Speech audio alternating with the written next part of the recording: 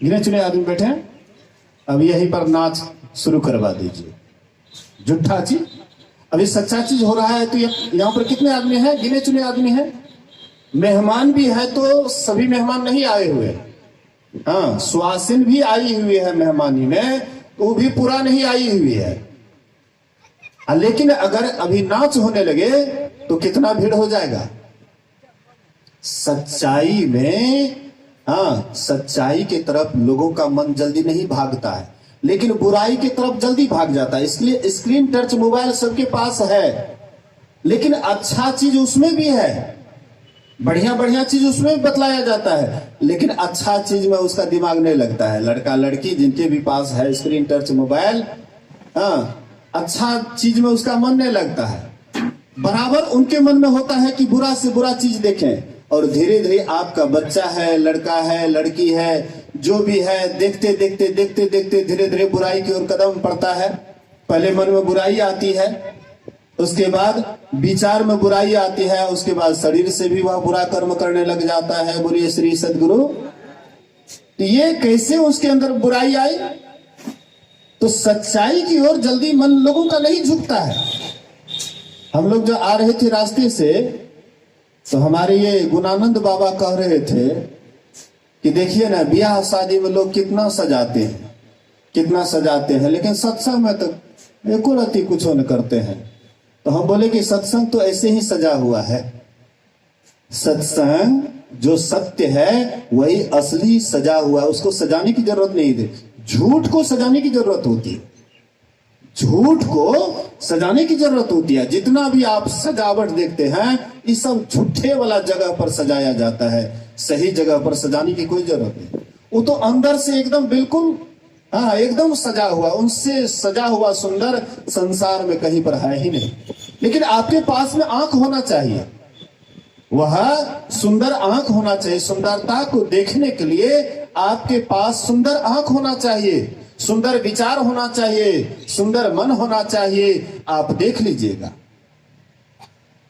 लोगों के अंदर में पहले जब सुनते थे कोई ऋषि मुनि आए हुए हैं कहीं पर, लोगों की भीड़ हो जाती थी। आखिर कारण क्या था कि पहले जमाने में लोग जैसे ही कोई ऋषि मुनि का नाम सुनते थे, काफी भीड़ हो जाती थी। और अभी कोई फिल्म स्टार का नाम सुनते हैं तो वहां पर खूब भीड़ हो जाती है। बोलिए श्री सद्गुरु महाराज की जय। अगर आपको भीड़ भाड़ देखना है तो पप्पू यादव करवैनी में साल में एक बार मेला लगाता है, उसमें पवन या कोई फिल्म स्टार को, छोटके स्टार को, बड़का को नहीं, ये छोटके मोटके भोजपुरिया सब, इधर उधर जो लोगों की, लड़का लड़की के मन को ज्यादा इधर उधर भगाते हैं, निचाई की ओर जो ज्यादा ले जाते हैं, वही छोटके मोटके आता है तो काफी भीड़ होती है। और कितना एक्सीडेंट भी होता है, मर्डर भी होता है। हमने एक बार सुना था, हीरापट्टी के आसपास के 2 व्यक्ति रात में आए, नींद में रात भर जगे हुए थे, बिनसर में आ रहे थे, कहीं पे एक्सीडेंट कर गए और वहीं पर उसकी मृत्यु हो गई। तो भीड़ भाड़ कहाँ होता है आजकल? लोग अपने मन के अनुसार जगह चयन करते हैं। बोलिए श्री सद्गुरु महाराज। लोग अपने मन के अनुसार जगह का चयन करते हैं।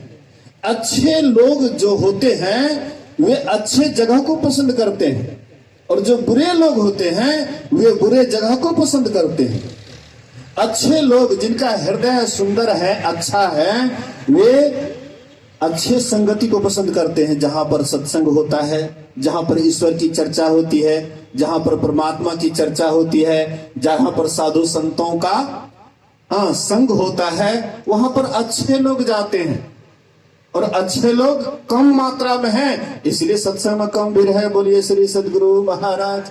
स्पष्ट है, बुरे लोगों की अधिकता है, इसीलिए कोई और चीज, गलत कोई काम हो, कोई नाच हो या कोई फिल्म स्टार आ जाए तो फिर तो टिकट कटाना पड़ेगा।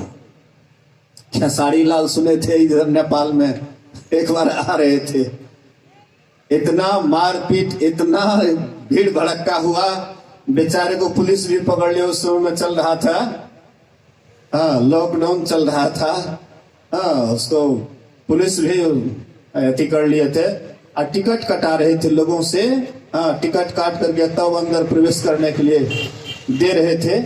अब सोचिए, थोड़ा सा विचार कीजिए, ऋषि मुनि का दर्शन करने के लिए टिकट कटाते तो वह धर्म काम में जाता। लेकिन देखिए, लोगों का व्यू अब धीरे धीरे नीचे की ओर जा रहा है। लोग धीरे धीरे, लोगों की प्रवृत्ति जो है धीरे धीरे नीचाई की ओर जा रही है, ऊंचाई की ओर नहीं। लोग कभी भी अच्छाई के संबंध में कभी विचार नहीं करते हैं, लेकिन बुराई के संबंध में बराबर विचार करते रहते हैं। इसलिए संत महापुरुष कहते हैं कि हम जो भी कर्म करते हैं तो कर्म करने से पहले मन में विचार आता है। तो जैसा विचार को हम जगह देते हैं, धीरे धीरे मन उसी तरह से सोचने लग जाता है, विचारने लग जाता है और फिर कर्म में प्रवृत्त हो जाता है। तो तुलसी यह तन खेत है, मन वच कर्म किसान, पाप पुण्य दोई बीज है, बुने सो लुने निधान। कहते हैं कि पाप पुण्य यही दो बीज है। आप कहिएगा कि बाबा हम तो पाप किए लेकिन तुरंत तो सजा नहीं मिली पाप का, पुण्य किए इसका फल तो तुरंत नहीं मिला। कैसे हम समझेंगे कि पुण्य से सुख मिलता है और पाप से दुख मिलता है?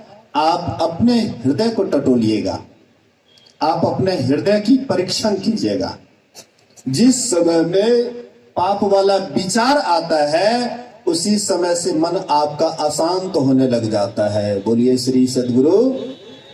थोड़ा सा देखिएगा, जैसे ही पाप वाला विचार आपके भीतर में प्रवेश किया वैसे ही आपका हृदय अशांत होने लग जाता है, और जैसे ही पुण्य वाला विचार आपके अंदर आया वैसे ही हृदय एकदम शांत होने लग जाता है, मन स्थिर होने लग जाता है। बड़ा आनंद बुझाता है। भगवान बुद्ध की एक शिष्या थी, भगवान बुद्ध की एक शिष्या थी और वह 27,000 करोड़ सोना चांदी उनके पास जो हीरे जवाहरात था 27,000 करोड़ का बेच करके और भगवान बुद्ध का एक बहुत बड़ा आलीशान मंदिर बनवाए। विशाखा नाम की सेठ की पुत्री थी, 27,000 करोड़ के आभूषण को बेच करके, गहना जेवर को बेच करके और एक बहुत बड़ा भगवान बुद्ध का सुंदर मंदिर बनवाए। और एक दिन विशाखा गुनगुना रही थी, गुनगुना रही थी, एकदम आनंद मग्न थी। तो किसी ने भगवान बुद्ध से कहा कि विशाखा गीत गा रही थी, विशाखा गीत गा रही थी। भगवान बुद्ध ने कहा कि विशाखा अपने पुण्य कर्म को याद करके, अच्छे कर्म को याद करके, सुंदर कर्म को याद करके गुनगुना रही थी, आनंद मग्न थी। तो देख लीजिए, पुण्य वाला जैसे ही आपके अंदर प्रवृत्ति आता है मन आपका प्रसन्न हो जाता है, खुश हो जाता है। और जैसे ही पाप वाला वृत्ति आपके अंदर आती है वैसे ही मन देखिए कैसे होने लग जाता है, कैसे मन में आने लग जाता है, मन कैसे आपका अशांत हो जाता है।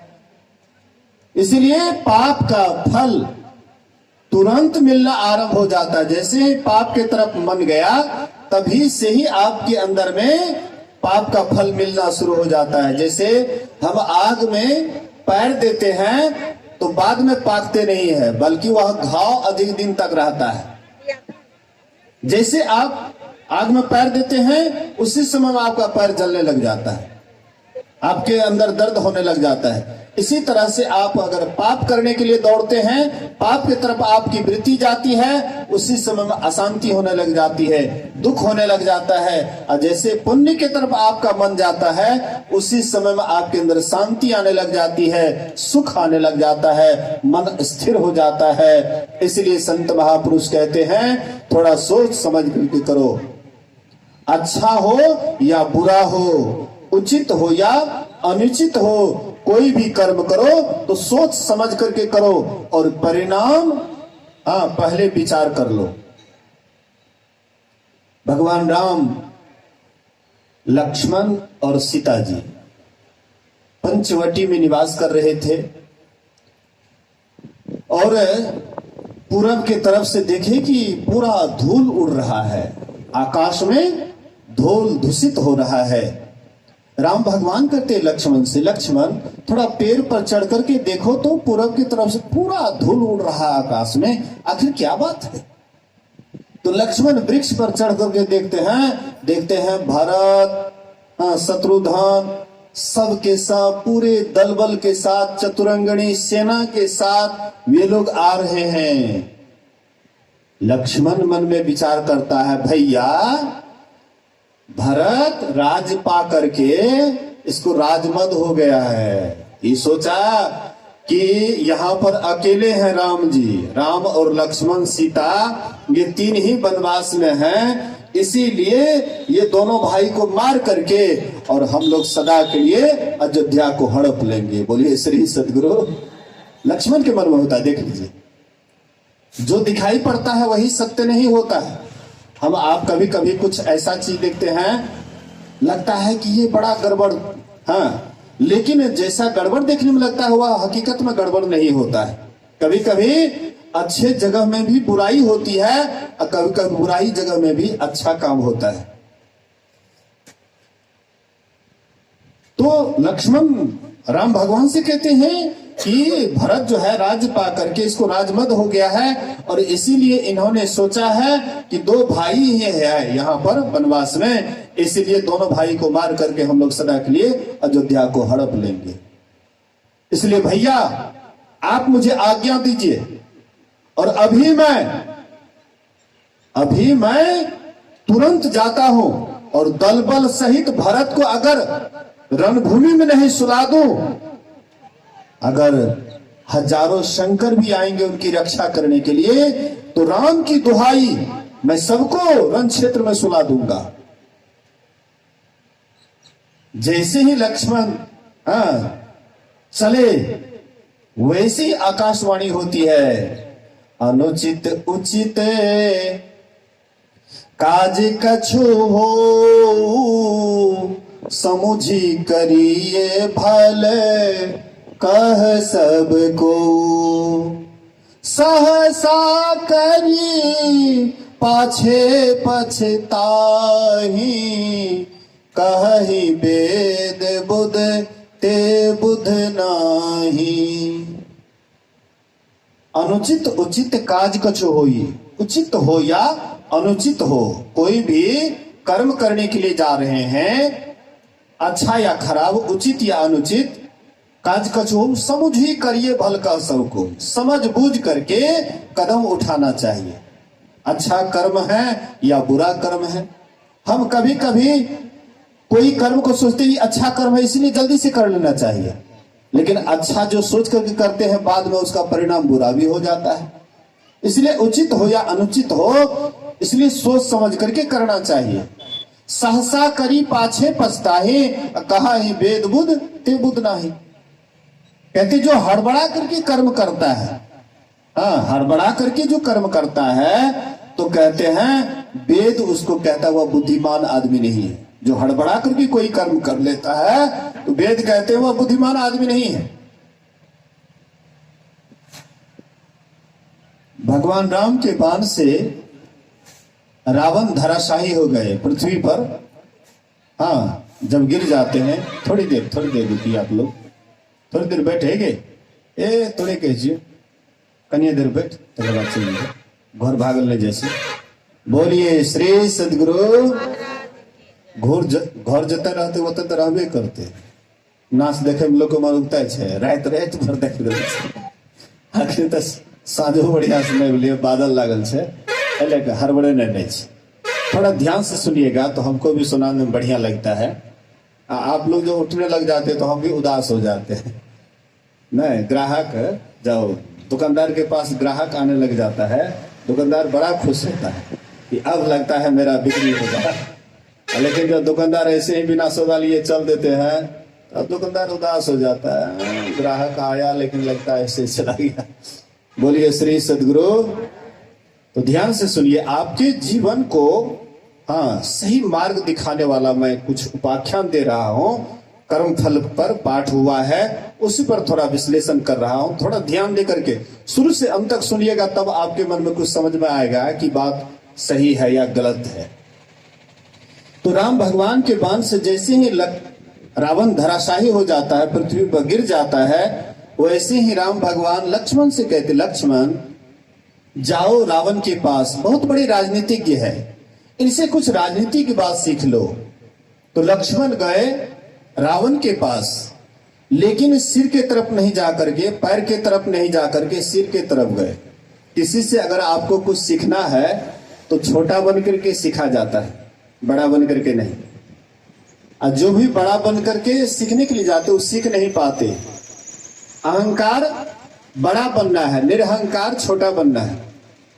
तो लक्ष्मण गए, लेकिन चरण की तरफ नहीं, रावण के पैर की तरफ नहीं जाकर के सिर की तरफ गए और कहते हैं मुझे भैया राम ने भेजा है आपसे कुछ राजनीति की बात सीखने के लिए।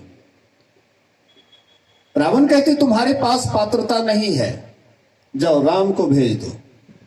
राम जी स्वयं आते हैं और रावण के सिर के तरफ नहीं जाकर के पैर की तरफ गए और कहते हे रावण, तुम बहुत बड़े राजनीतिज्ञ हो, तुमसे ज्ञानी आज तक धरती पर नहीं हुआ है। रावण से बढ़ करके आज तक पृथ्वी पर पंडित थे, ब्राह्मण थे, लेकिन तुमसे बढ़ करके आज तक पृथ्वी पर ऐसा राजनीतिज्ञ या ज्ञानी नहीं हुआ है।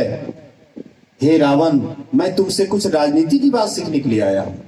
दुष्ट से भी कभी कभी अच्छी बात निकलती है, दुष्ट व्यक्तियों के अंदर में भी कुछ अच्छी बातें होती है और उनसे सीखना कोई गलत बात नहीं है।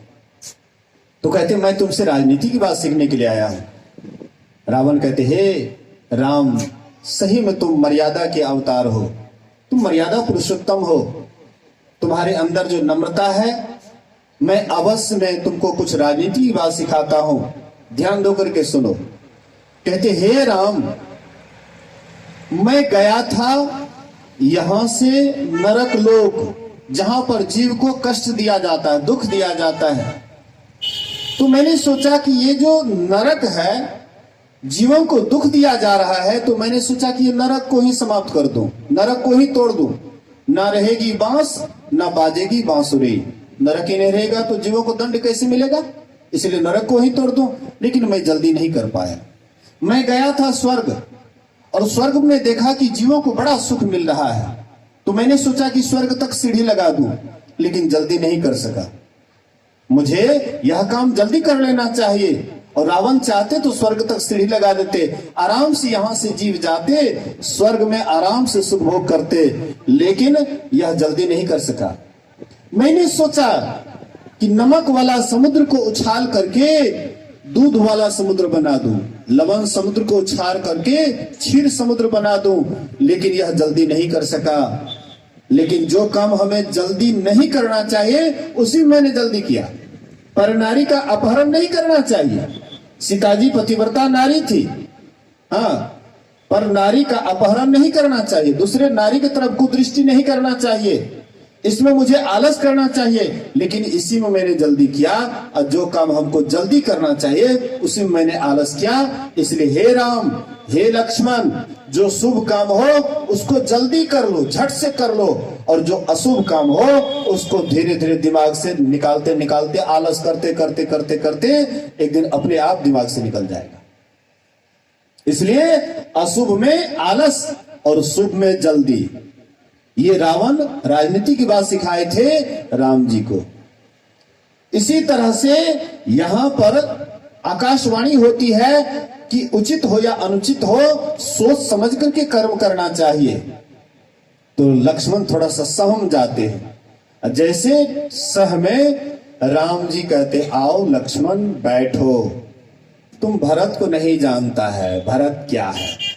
अरे ये अयोध्या के राज्य क्या, तीनों लोक का भी अगर भरत के पास राज्य हो जाए, पूरे पृथ्वी का अगर ये सम्राट हो जाए, फिर भी भरत के अंदर कभी राजमद नहीं हो सकता है, क्योंकि भरत कोई साधारण आदमी नहीं है, भरत महाज्ञानी है, भरत पहुंचे हुए संत हैं। भरत कोई साधारण आदमी नहीं है, आत्मज्ञानी महापुरुष है, इसलिए भरत को कभी भी राजमद नहीं हो सकता है। साधारण को ये राजमद होता है, लेकिन भरत को नहीं। मतलब कहने का, संत महापुरुष कहते हैं हम आप जो भी कर्म करते हैं, अच्छा कर्म करें या बुरा कर्म करें, लेकिन सबसे पहले थोड़ा सा सोच लें, समझ लें। अच्छा कर्म भी हो उसमें भी थोड़ा सा सोच समझ लें। हाँ, बुद्धिमत्ता इसी में है। बुरा कर्म है वह तो करना ही नहीं चाहिए, धीरे धीरे दिमाग से निकाल देना चाहिए। आपके अंदर में वृत्ति होती है, जिस वृत्ति को आप जगह देते हैं वही वृत्ति धीरे धीरे बढ़ते बढ़ते उसी कर्म में हम प्रवृत्त हो जाते हैं।